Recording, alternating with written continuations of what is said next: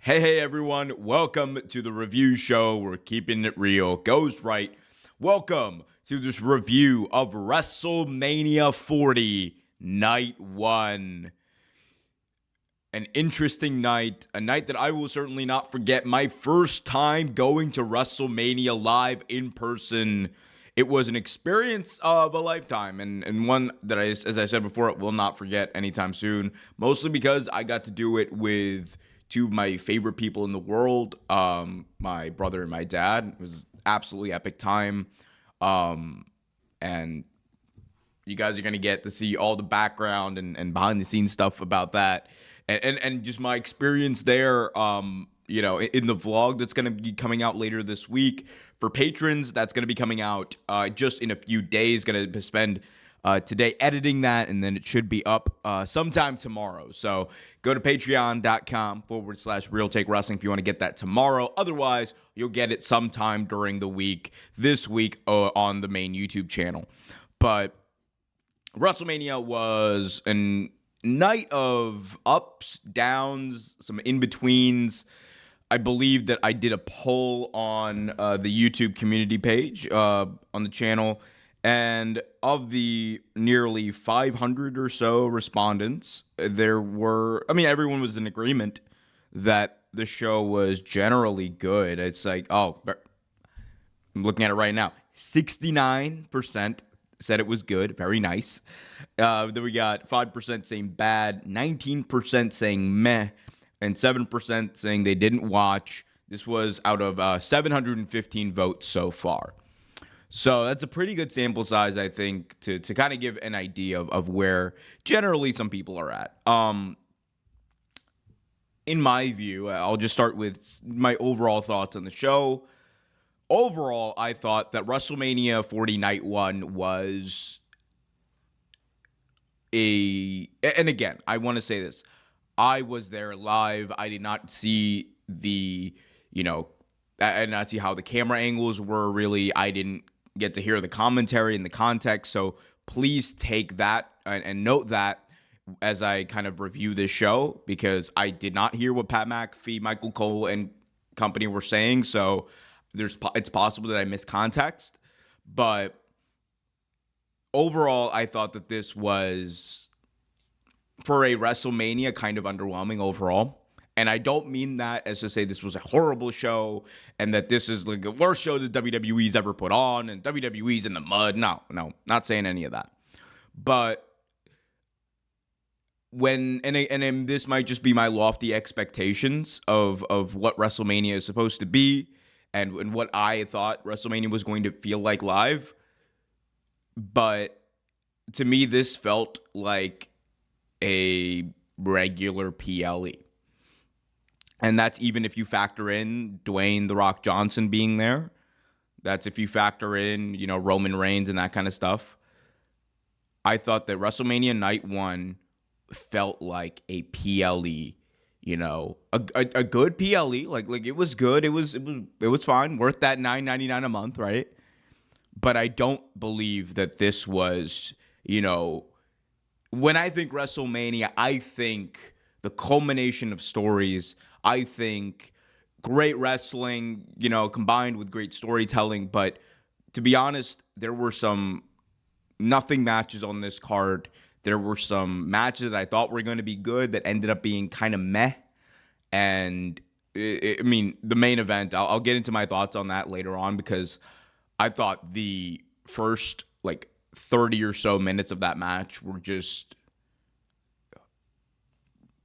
historically underwhelming, honestly. The last, I think 10 minutes, it really got into overdrive, and they did like the stuff that you would expect them to do. But I'll talk about that. But before I get into that, really, I do want to note one thing. And I'll talk about this more at length in the vlog that's coming out. But in front of me, I had two gentlemen sitting in front of me. And as I said before, I was with my dad. I was with my brother at WrestleMania. I had two gentlemen in front of me who were two of the rudest people I've ever experienced at a wrestling show. And I don't mean this as in like, I'm not gonna like, I don't mean to like, call people out or whatever. I mean, okay, maybe I do mean to call people out. But it's kind of emblematic of this kind of caricature of a wrestling fan, very entitled wrestling fan who takes things a little too seriously. And that's not to say like we all take things seriously. Like I cried at wrestling shows. Like it's fine. We get emotional. That's fine. But if I boo your favorite character, right? Because I was rooting for The Rock and Roman, whatever, right? It's a wrestling show. I'm there to have fun, right? But if I'm doing that, or if I'm talking to my brother, or I'm talking to my dad, and I'm like, oh, man, this match isn't what I thought it would be, or whatever, to turn around and in a very rude manner tell me to leave and that I don't, quote, belong here is bad enough. And then to follow that up with telling me to shut the front door, except you didn't say front door, and flip off my dad who did nothing wrong, you got to be a real piece of crap to do that. And again, I think my general experience with most wrestling fans has been great. I am a wrestling fan. Some of my favorite moments of like going to shows, like my favorite thing about going to shows is like being around like people that I don't know and just bonding over wrestling. It's so much fun. And I've had a blast doing that. But it is, and I'll be honest, part of it, it kind of ruined like the experience for me a bit. And again, like that's not me saying, oh man, I want these guys kicked out or whatever. It's just like, I think sometimes you just gotta have thicker skin than like being mad that that someone behind you is booing your favorite wrestler. Like I love Cody, but I was rooting for The Rock and Roman from as a fan, and me saying that shouldn't bother you to the point where you flip me off, where you curse me out, where you tell me that I don't belong here, which don't get me started on. I'm gonna address this a little bit, just because I think it's important from an experience standpoint to like understand that, as far as shows go. But man, guys, like there are times where I understand like being angry at certain wrestling fans who say things that are horrible and disgusting. God knows that, I've called people out who have said that. Like I've told the story before. There was a dude who in my section at All Out 2022 who said something like horrendous about Nyla Rose. And I told him to just stop. I just told him to stop. Because no one wants to hear that crap. No one wants to hear you be a bigot. No one wants to hear you be a transphobe. None of that stuff. And that's fine. Calling someone out for being an a-hole and a transphobe or a racist or that's fine. But being mad because someone boos your favorite wrestler, I don't know what to tell you. That's not a one-to-one comparison. That's all I'm going to say about that here. But yeah, I mean, I don't belong. Okay. Anyway, back to the show, because that's really what matters here. But again, overall, I thought it was like a pretty standard PLE. There was one match that we'll just talk about right now that stole the show. That was Sami Zayn versus Gunther. That was the best match on the card. I don't know what star rating that match is going to get, but probably as good as you can get for a match. And, you know, it's fitting given Sami Zayn's position in the company and like he is the ultimate underdog in that company right now. And he deserves that spot. Like Sami Zayn has worked his butt off. Sami Zayn has done everything there is to do to get over, and he got over, and he main evented Mania. He main evented a show in Montreal with Roman Reigns for the world title. The run he's been on over the past year plus has been epic. And I think in many ways, him winning and being the person to defeat Gunther for the Intercontinental Championship was partially like a make good for the Elimination Chamber show where, you know, I think people clearly wanted Sami to win. They wanted, people wanted them to pull the trigger on Sami because that was the hottest feud that WWE has had in years. Like, I will stand by this till you know, something proves me wrong. That moment in time from January to like mid-February where Sami was going up against the Bloodline, peak. That was peak WWE. As far as storytelling goes, as far as, you know, the emotion and with which the crowd was speaking with and chanting with and all that, I think that was peak WWE.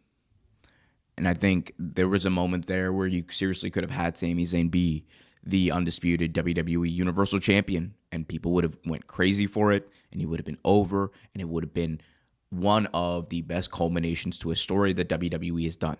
They chose to go in a different direction. Obviously, it's mitigating results, right? Or diminishing results, whatever. But, you know, storyline is still going. So what do you do with Sami? He won the tag titles. They did that thing. But now you have this other champion who's on a run of a lifetime. 600 plus days for Gunther as the Intercontinental Champion, longest reigning Intercontinental Champion of all time. And he goes into this match with Sami Zayn, and the story of the match is that Sami Zayn needs to finally get it out of his head that he's not good enough.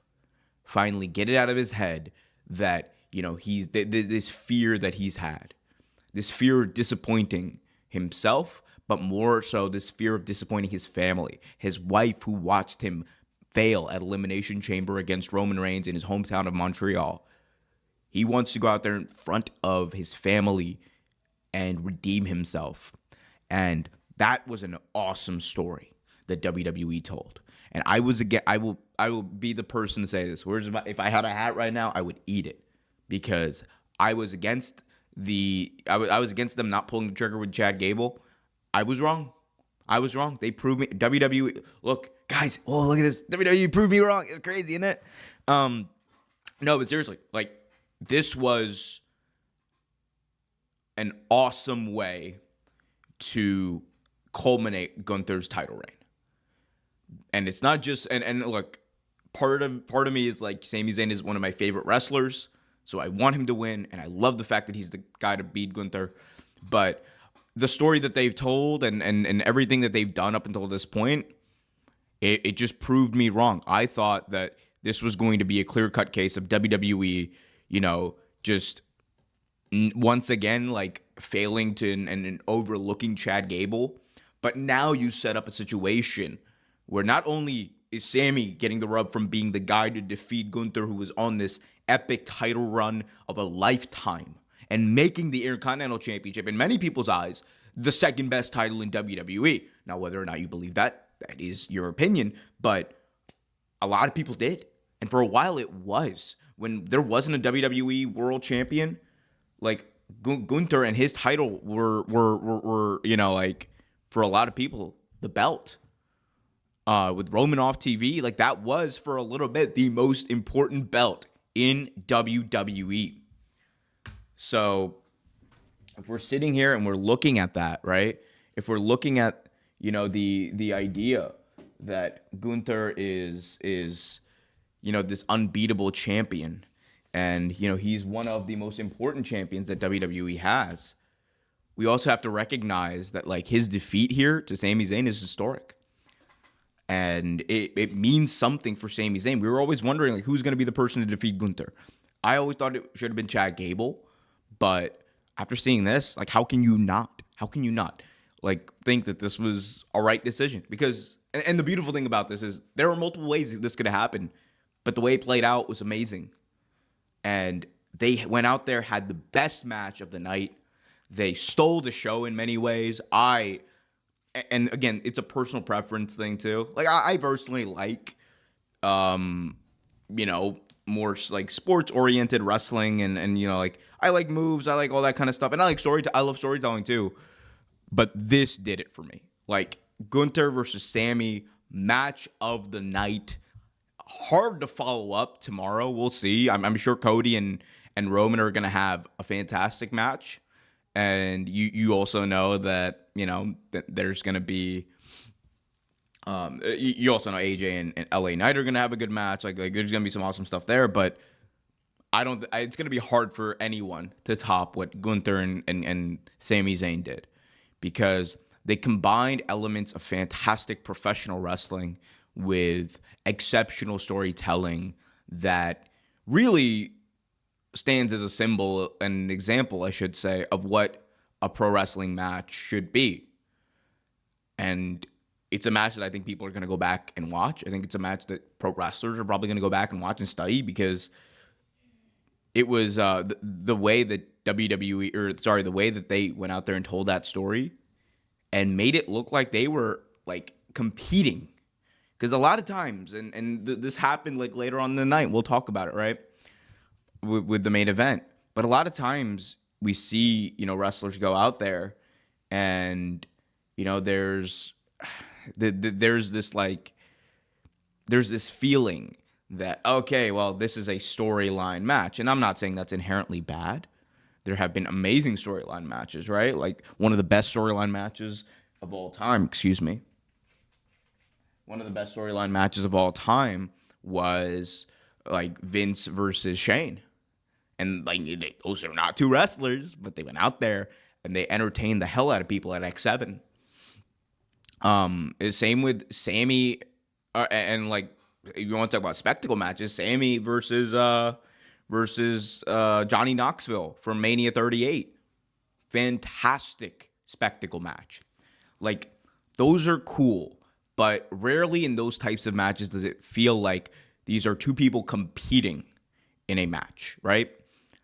And rarely on WWE like do you feel like these people are competing, because it's very slow paced, and that's just the pacing of the style. That is what it is. It's to some people's liking, it's not to others. That's fine. It's again a personal preference thing. But this felt like these two were two athletes going out there and competing with one another. This felt like these were two athletes going out there and doing everything it takes to win. Like they didn't rest too much. They weren't like, I can't believe that. Oh my God. Like, doing that whole thing. Wrist lock. Oh my God. Sami did a wrist lock. Whoa. 10 minutes later, they're staring at each other. We had WrestleMania. Michael. We didn't do any of that. and I'm kind of glad we didn't, because I'm not a big fan of that kind of stuff. I like it in sprinkled in there, but I feel like WWE tends to lean on that in a lot of big matches, and I just don't like that as a whole, right?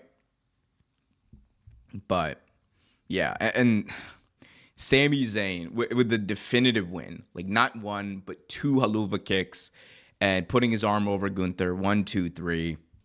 That's a moment I'm gonna replay back multiple times. Like that was cool, and then obviously him celebrating with his wife was just a very cool moment that I'm glad that Sami got. And shout out to Sami. Like he will not get the amount of credit that he deserves, but Sami is genuinely one of the best people both in the ring and outside of it.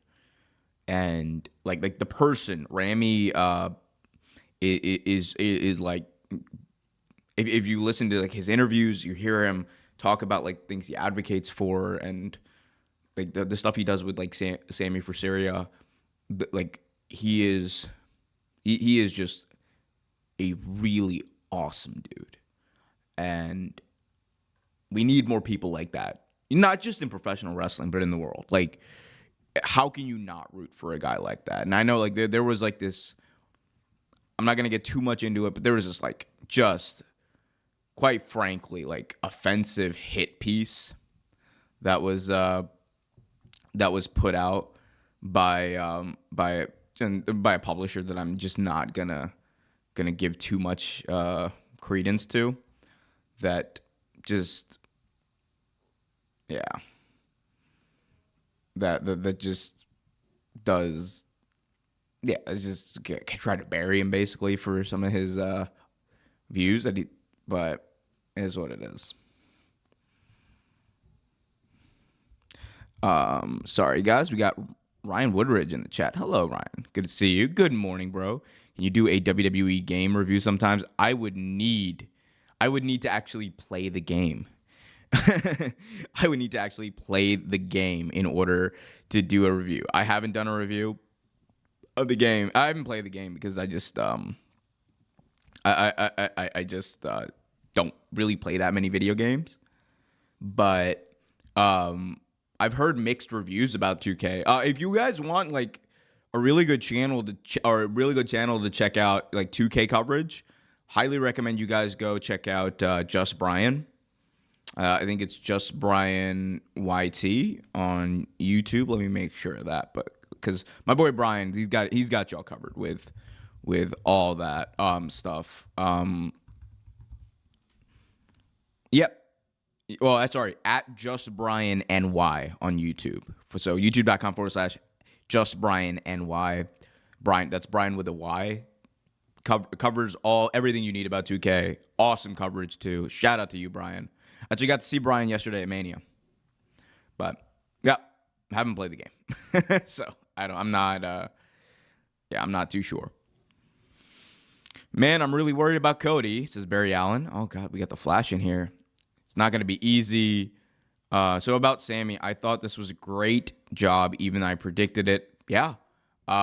Just real quick, we'll talk about the Sami thing first. But yeah, I thought that this was great pro wrestling, and it was exactly what I would have wanted this match to be. I can't wait to go back and watch this honestly on TV or on Peacock, because I was there live, so I only got what I saw. But I'm sure that it was even better. Like when Sami pulled out that brain buster on the rope, that was crazy.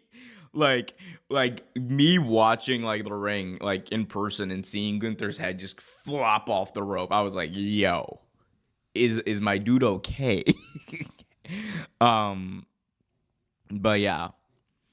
Kervin in the chat. Welcome, Kervin. By the way, guys, welcome to everyone who's out there. Be sure to smash that like button if you haven't already done so. It helps more people see the stream and really helps the channel grow. So be sure to do that. Kervin says, WrestleMania 40 Night 1 was good, but last year Mania 39 Night 1 was far better. Yeah, that was a thing that I actually talked about with a few people. So usually Mania Night 1 is the better night of WrestleMania. Every year they've done the 2-night events. Like, and it's just had the better matches. It's been the more, I think, wrestling focused show for the most part. But this year was different because this year was a lot of spectacle. Like overall in the show, there was a lot of spectacle. But yeah, no, Mania Night 1 did not hit, I think, the same way that Mania Night 1 has in the past. Part of it, I think, is because the main event was like 45 minutes long and a lot of it was just staring. And usually like those main events are more wrestling oriented. Like think about it. Last year, Night 1, you had Sami and KO versus the Usos for the tag belts. The year before that, it was Stone Cold versus Kevin Owens in Stone Cold's first match first match back since 2003, which you can kind of put at the spectacle, but it was also a great match. Then before that, that was Mania 37. So that was Bianca versus Sasha Banks. great wrestling match. So again, I think part of it is just like the main events have hit in a certain way with a certain group that it just did not this time. But again, it's all subjective, right? I also have not. I really want to be clear about this. I haven't seen the live thing yet. Like, I've only seen it in person, so I can only tell you what my experience was there. But appreciate the question. Brian in the chat says, "What's gonna happen with Gunther? I don't want Gunther to ruin the feud with CM Punk and Drew." That's an interesting question. What is next for Gunther? I would say give him Money in the Bank.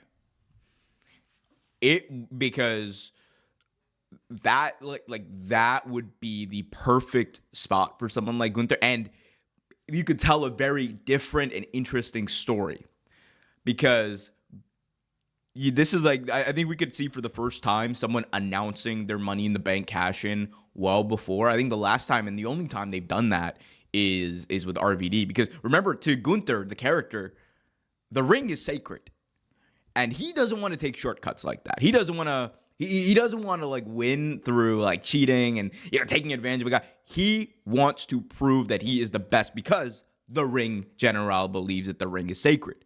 So, in my view, I would have him, maybe even step away for a bit from WWE TV. Like, this is a guy who's been on TV for a while competing. Have him step away for a little bit. Money in the Bank is coming up in June. That's only a little bit away.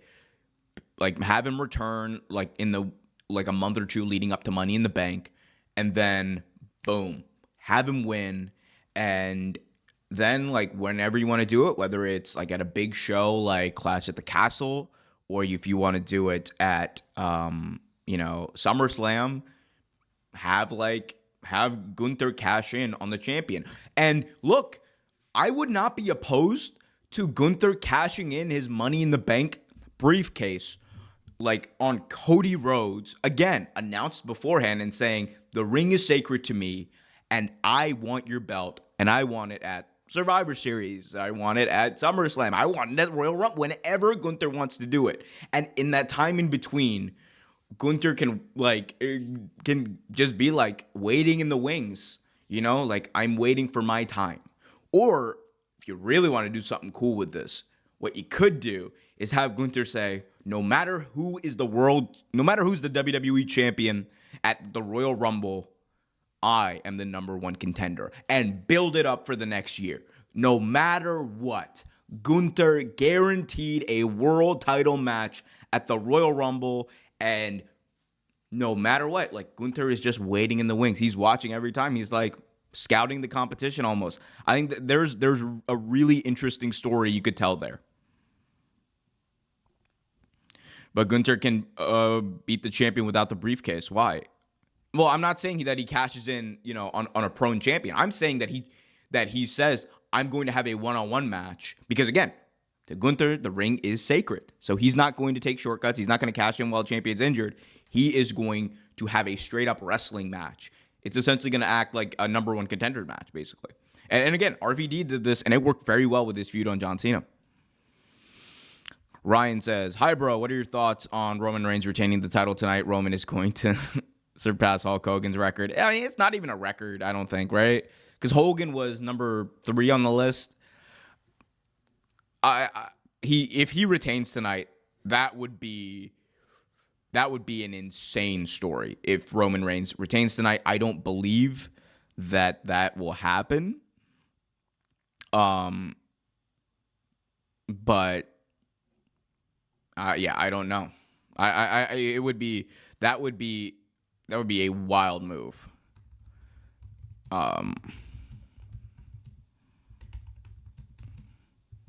Yeah.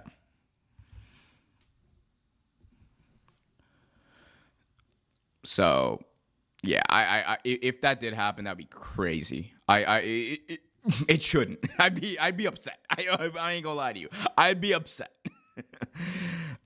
This year, night 2 will be better. Maybe. Jimmy versus Jay was a big disappointment. Overused super kick was ridiculous. Yo, a lot of people at the stadium were saying that. Um, I thought that there were parts of that match that were really good, but overall, I was just like, ugh. It's not what I expected it to be. I expected it to be, this really cool brother versus brother matchup, and I was with my brothers. I'm like, we were just like, I was like, yeah, let's go Jimmy, and he was like, let's go, or I was like, let's go Jay, let's go. He was like, let's go Jimmy, whatever, right? But I don't know. I just thought. I thought it could have been way better. I was expecting way better. Maybe that's just on me. We got Tony in the chat saying, night one of WrestleMania 40 was overall 8.5 out of 10. My two favorite moments were the big three defeating Damage Control. I was like, that was a really good time. And Sami Zayn overcoming the odds and becoming the new IC champion. Yeah, that Damage Control big three match was cool. Like, Jade Cargill felt, looked, and just, yeah, she was a star. like there's nothing more you can say. She was a star. People were rabid to see her in the ring, and I'm glad she got that moment. So shout out to Jade Cargill. Like, again, there are a lot of people with disingenuous takes, I think, about her. Like, oh my God, she left AEW. How dare she? All that kind of stuff. But she did what was best for Jade, and I support that. Good for her. And that's not a shot. Like, I love AEW. That's not a shot at AEW. But Tony says, Cody's going to overcome the odds in the Bloodline Rules match for the Universal title. 2 can play at that game. Cody is going to unleash his artillery. Well, let's talk about Cody. So Cody Rhodes and Seth Rollins, I should say, lost at Mania last night to The Rock and Roman Reigns. Match went about 45 minutes, not including the entrances. Oh my gosh. I want to look at this from a critical, an analytical lens. We all understood what this match was going to be. It was going to be spectacle, right? Anyone who expected fantastic wrestling, you weren't going to get that. Even I didn't expect that, right? However, what I did expect was fantastic spectacle. And of these 45 minutes, I thought, the first 35 or so were not fantastic spectacle. I thought the first 35 or so minutes were kind of boring, to be honest. And the crowd was pretty dead for parts of it. Even people in my section were saying, this is the main event of Mania? It didn't feel, and I think that's what it was. Maybe in the minds of a lot of wrestling fans, this was built up to be bigger than it was. But to me, at least, in there at the stadium, it didn't feel like it was, this big, matchup. It's must see, big money, big fight feel. And I was like, when are they going to get to the parts? Because, they were literally just staring at each other. And again, I expected them to spend a whole bunch of time staring at each other, right? I expected that. That's fine. Whatever. However, it just got old really quick. When you do that for 30 minutes, you're going to lose some people. That is not to say when the match got into overdrive, it was not good. It was really good when it got into overdrive. When they actually started doing the stuff, I thought it was cool. If this match was 20 minutes less, if they cut out 20 minutes of the whole, oh my God, Rock once in a lifetime, all that stuff, basically playing his music every time he took a bump. I'm it could have been, it should have been way better. Anyway, all that to say, yeah, I was, again, underwhelmed is probably the correct word, and maybe that's on me. Maybe I did not expect, again, a wrestling match. I expected great spectacle, but I don't believe that that's what it was. I'll have to go back and watch it on TV, obviously, but I can tell you that I was gassed. I was just tired, and they did that thing where they fought in the crowd and whatever. But at the end, Cody won. and he won. Or sorry, excuse me, Cody lost, I should say. The Rock and Roman Reigns won. It's going to be Bloodline rules tonight, and we'll see how that plays out. I do think that we are going to see what a lot of people have been predicting. We're going to see the Avengers unite, and we're going to see Jey Uso, Solo Sikoa. Just everyone's going to come out and to try to defeat the Bloodline. It would be really cool if, like, you see Seth and Drew come out, and they, like, because, like, here's the thing. The if you want to go full-on spectacle, Avengers unite kind of stuff, the best thing you could do is bring out every single person that's still with WWE that has been screwed out of the world title by the Bloodline. I'm talking Jay, Sammy, KO, LA Knight, Randy Orton, Finn Balor,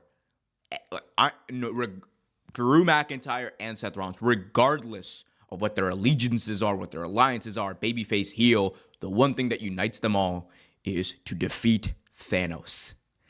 And Roman Reigns is Thanos. I think that would be a really cool way to like partially, like, you know, even the odds and all that.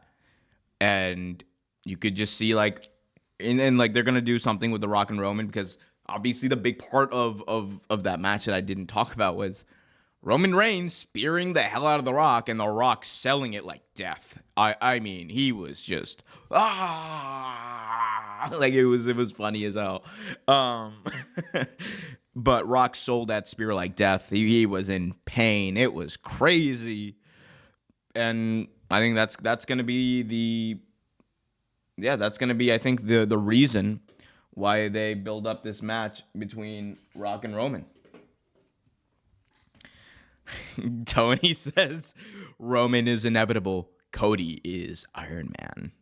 Might be true. Guys, by the way, if you're just joining us, be sure to smash that like button and subscribe for more content. Young Bucks, we'll talk about that. I also did a video on that where I covered that whole story. But oh my goodness. That was crazy. We'll talk about that at the end, though. I'll get to the Young Bucks stuff and the CM Punk stuff. Sorry, I'm just making sure. Got through all of the chats here. By the way, guys, you want to guarantee your question gets read out on the air. Best way to do that is to leave a super chat. But better than anything, guys, please hit that like button. It's very free, and it really helps out the channel more than y'all could know.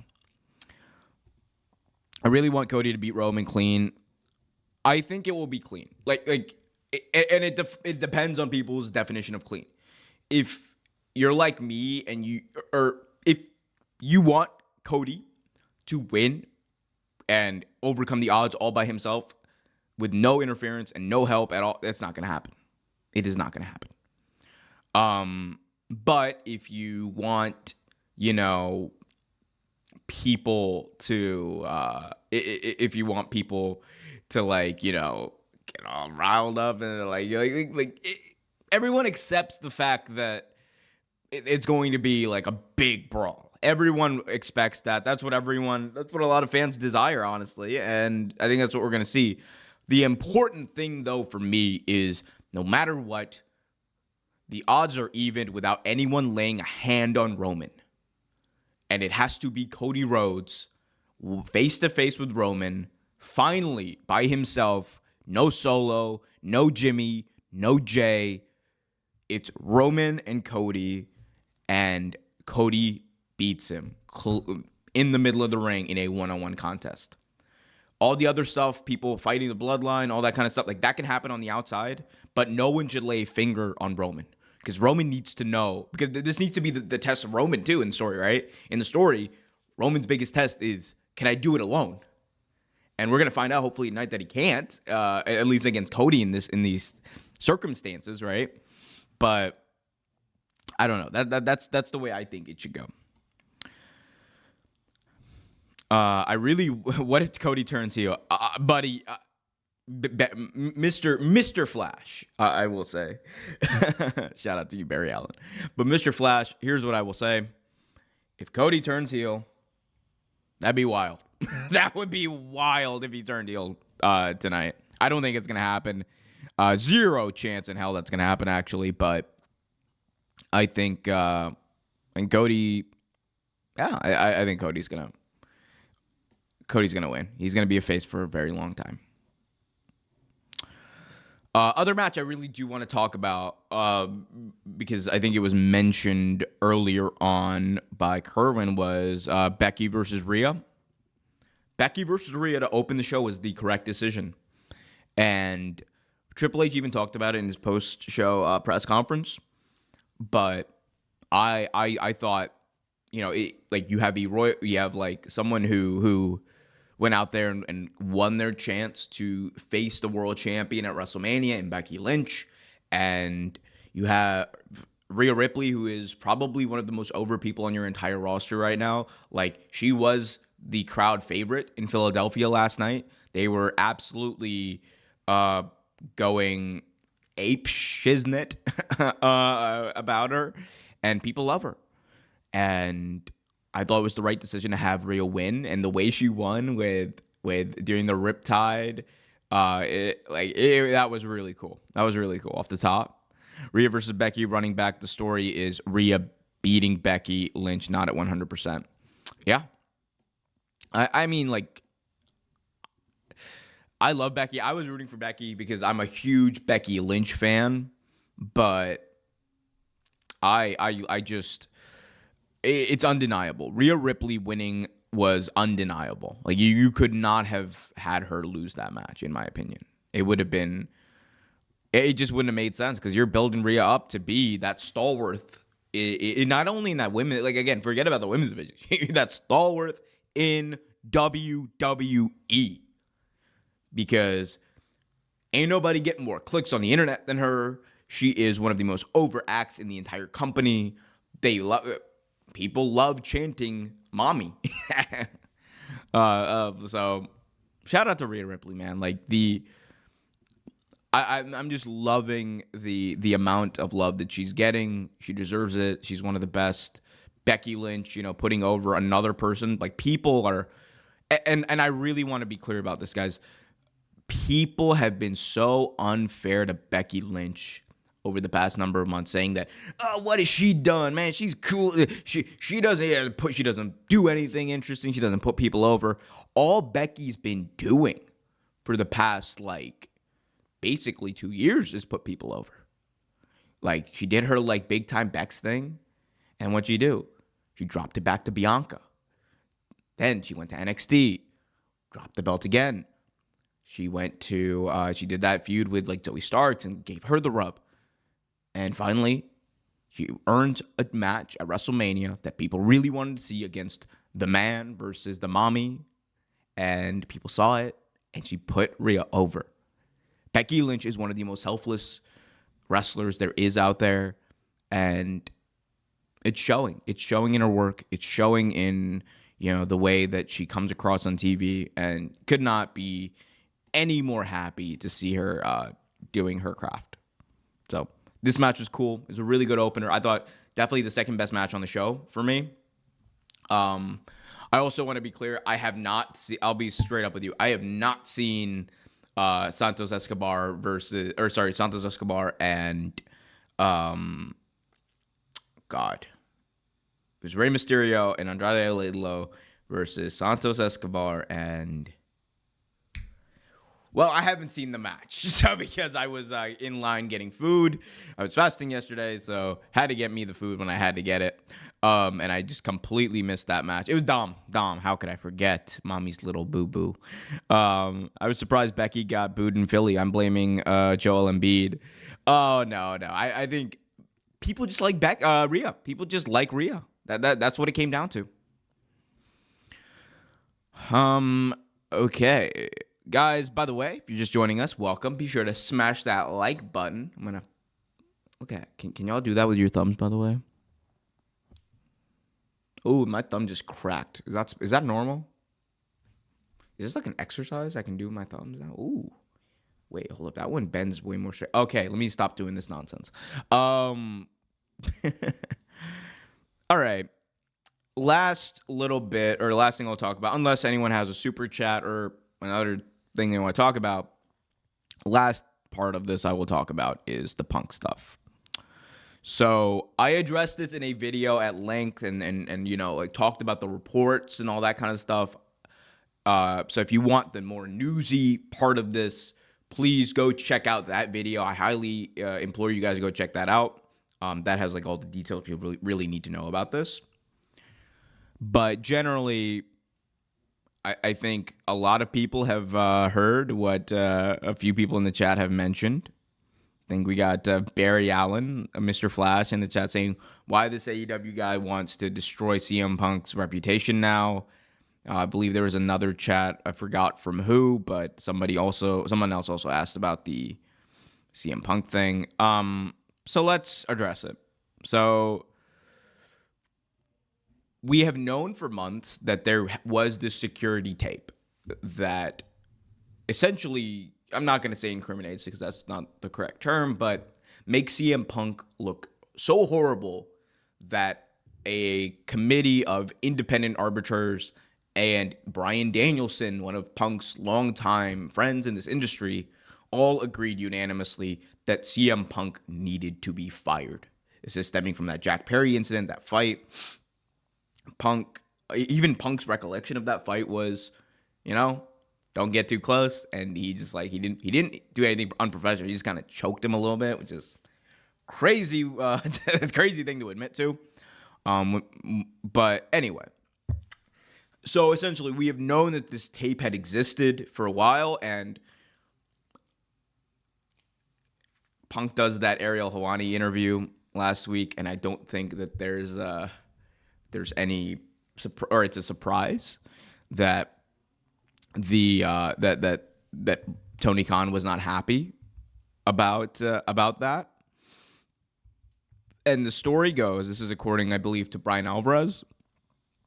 The story goes that basically Tony Khan, after that Punk interview dropped, considered airing the he was already considering airing the footage earlier, but he chose not to for undisclosed reasons. But when that Punk interview dropped, he was like so mad that he changed his mind, and it will air next week on Dynamite. Okay. All that's the background. Again, for more details about like how this came together, all that kind of stuff, check out my video. It's the last video I just posted.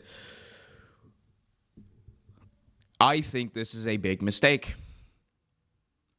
And I'm not saying that from a PR perspective, AEW is wrong for wanting this out there. This man went on Ariel Helwani's MMA Hour and spoke for like an hour and a half, and essentially buried your company, said many things that make your company look horrible. I think the one thing that I especially want clarity on from AEW is the whole, like, was Punk actually not in contact with AEW during his injury? Because if he wasn't, that's a horrible problem for AEW. However, when it comes to specifically the Jack Perry stuff, I understand wanting your side of the story out there. I understand that being important to you. And you know what? In many ways, it's valid. I totally get why Tony is angry. I just don't agree with putting that on your live TV show, your weekly live TV show. Like, a lot of people have said it like reeks of a publicity stunt. This feels like something WCW 2000 would do. Like, I'll say it. And again, I'm not saying it's wrong for being out there. However, if you really wanted it out there, put it out in a press release. Put it out on your YouTube channel. Let people decide. Putting it out there on your TV show, and number one, taking time away from other talent who could have had that time. And then two, and also important, not being able to follow up on it, like, truly, how do you follow up on this? Like, that's my problem from a booking standpoint, right? My biggest problem with this is how the hell are you expected to follow up on showing this on TV? Is it just to advance the Young Bucks being the EVPs and being a-holes? Okay, so you're kind of putting the Young Bucks as who are heels, clearly heels. What does that make Punk? Like, and you're trying to come across good enough. I work in PR. I've said this before. I'll say it again. I just don't know what the advantage is to putting it on your TV show. Outside of you want to pop a rating. And it probably will pop a rating, but it will be a one-time deal. How many of those people who are tuning in to see this exclusive footage are going to come back and watch next week? You know? If the strategy is get people in the door through like this like promotional tactic and then like make them stay for the wrestling later on and you know, hopefully they'll tune in next week. This specific like video I don't think is going to be the right thing for that. That's just my view. But just this is like dumbfounding. I can't believe that this is true. I hope they pivot. I genuinely hope they pivot. And that doesn't mean that the people who are reporting this are wrong. Like, there have been a lot of reputable people reporting this. SRS is one of the best in the business when it comes to this. And he was as shocked as I think anyone was that they're actually going through with it, which is crazy. And I said this in my video and I explained why. The only way this could work, and it is a long shot to do it, is if you somehow, some way, use it to build Jack Perry up.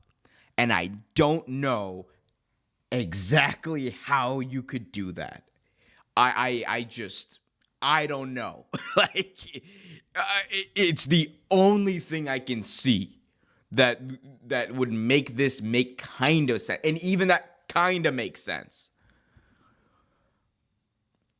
If it's not that, I just don't know. Like, I don't know.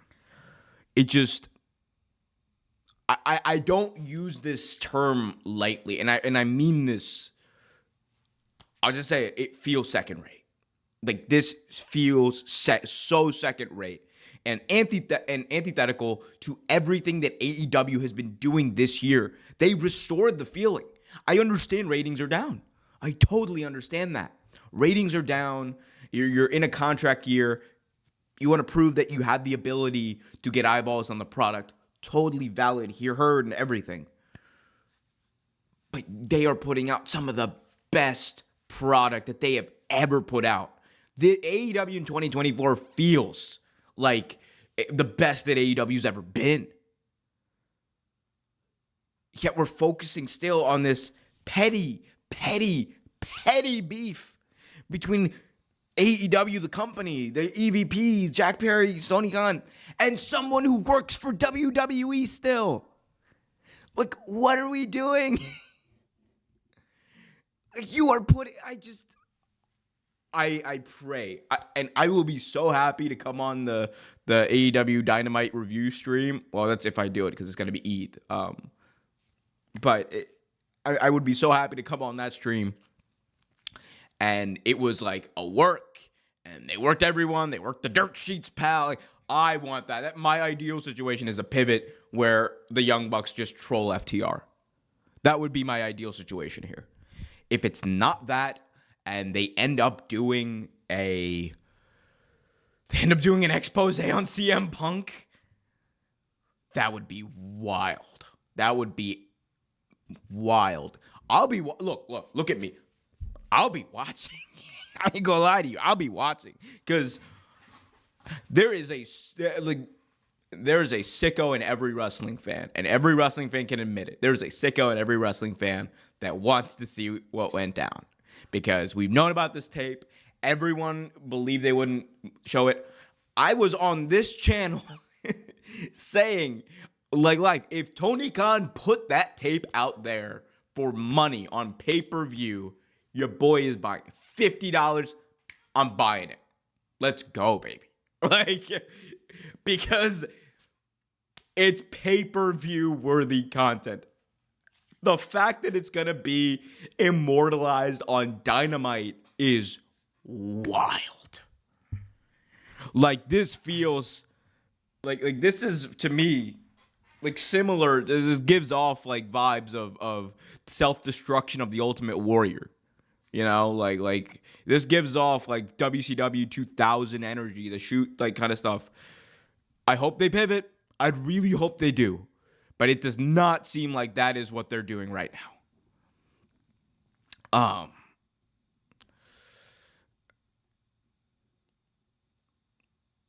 But hey, man. I mean, there are people out there though who are like, hey, man. I did see someone on Twitter like say something kind of funny who was like, hey, man. Well, look, Punk did say, "Tell me when I'm telling lies." Yeah. And again, I would not have been opposed to AEW releasing this tape or releasing this video like through a press release or on their YouTube channel and all that kind of stuff. That would have been fine. Because this man, like, let's be honest, CM Punk went out there, buried the company, buried everything it stands for, said it's not a business, said all these like horrible things about AEW. I wouldn't blame them for, you know, trying to set the record straight on that whole situation, right? And being like, no, Punk wasn't fired for, like, you know, under like false pretenses or anything like that, and it wasn't like, because the words that Punk used were like, you know, slander, like he felt like he was slandered, he was defamed, and we'll see. I guess on Wednesday we'll see. Hopefully we don't, because I don't want that to be on Dynamite. I think it's a massive mistake putting that on Dynamite. If you really wanted. Look, if you really want to be a sicko and put it on TV show, put it on Collision. You want to pop a rating, a one-time rating? Pop a rating for Collision. Like, you know what I'm saying? Like, and how we play into it. It's Punk's show. Play into it.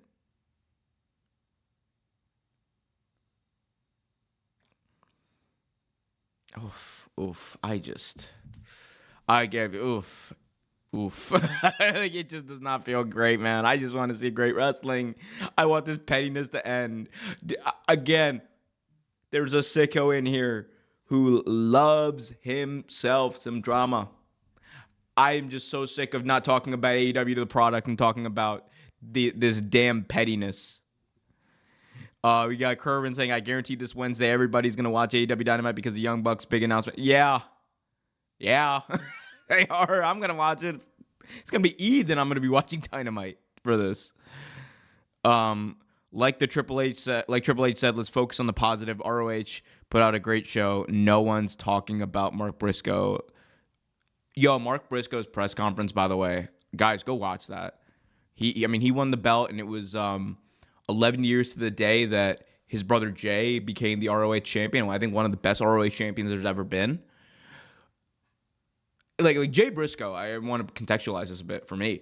Jay Briscoe is like one of the reasons I really like got into watching ROH in 2011 consistently. Like I had known that it was a product. I had learned about the product through like watching like Bryan Danielson matches, but I wasn't as aware of like, you know, the that current landscape of ROH until I saw like Jay Briscoe, and he was so different, right? He was like this like.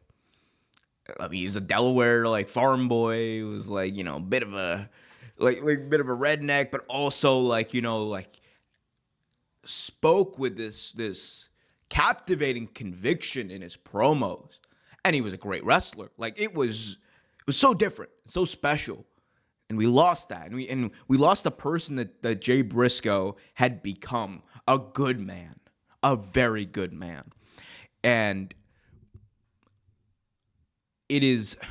There are a lot of people, right, who like, and right, like here's the thing, right? Jay Briscoe said something horrible, but it should not define his life, because he spent most of his life after that like devoted to changing that not only that appearance of him, but the mindset that he had, and he did. Like he turned into he was a very good man. And he learned and he grew and he's like that. He is the embodiment of a person like a proof that like people can grow, and I truly believe that. I believe people can grow past even the horrible things that he said. I think people can grow, and he's proof of that. And he turned into a very good man. And the fact that he never got that chance on AEW TV to shine before his passing, the fact that he never, it's sad. It's really sad. Because I think like, in my view, there should have been, there should have been like a little bit more thought put into, what he had done after that whole controversy. And I don't want to make that controversy define his career, but Jay's title reign, man, like seeing that and then like Mark winning it 11 years to the day later, so freaking cool. And shout out to Mark Briscoe, man. Go watch that match. Eddie Kingston, Mark Briscoe. Great wrestling. Kerwin says, I wish Tony Khan would focus more on his product. I mean, he has been, man. He has been. Last week's AEW Edge promo was stupid. Yeah. This is a WrestleMania stream, and I'm talking about AEW and CM Punk. Jeez. When will it end? I don't even know. It won't end, probably. Fight. This is going to be that fight forever, right? It's going to be that fight forever. What else? Anything else on this CM Punk stuff? I don't even know, man.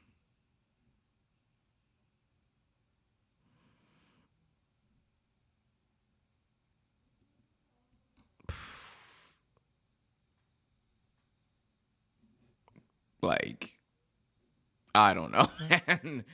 I'm going to be watching Dynamite. I'll tell you that much. Oof, I'm going to be watching Dynamite. Again, you guys want more news about that, like, go check out the video I released about it on the channel. But anyway, setting the stage for night 2. I'm going to be back later tonight after Mania. Night 2 goes off the air with a post-show. Going to be reviewing the matches. Hopefully at that point, Cody will be world champion. If not, I cannot wait to see the world meltdown. But like, again, Sicko and me is just like watching, fiddling with Rome Burns a little bit. But yeah, I don't know. But hey, man, pro wrestling is interesting. Pro wrestling is fun, and pro wrestling is emotional, as Vinny Jones would say.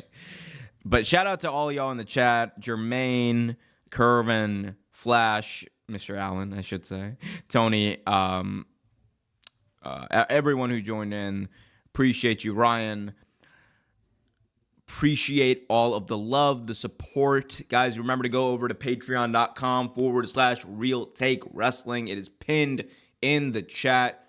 Become a member. Get access to exclusive content. You get access to unlisted content. You get access to hours upon hours of watch-alongs, live streams, more exclusive deals. I just did a kind of like a watch-along of Triple H's press conference yesterday. Broke that down from my vantage point. So go check that out. Much more content coming up there. Check it out. Patreon.com/Real Take Wrestling. That's an awesome way to support the channel. But also, remember to smash that like button. Leave a comment on this video. If you're watching on demand, leave a comment. Let me know what you thought of Mania. And until next time, be happy, be healthy. As always, keep it real. I will see y'all back here tonight at like 11-ish p.m. for the WrestleMania Night 2 review stream. But until then, keep it real.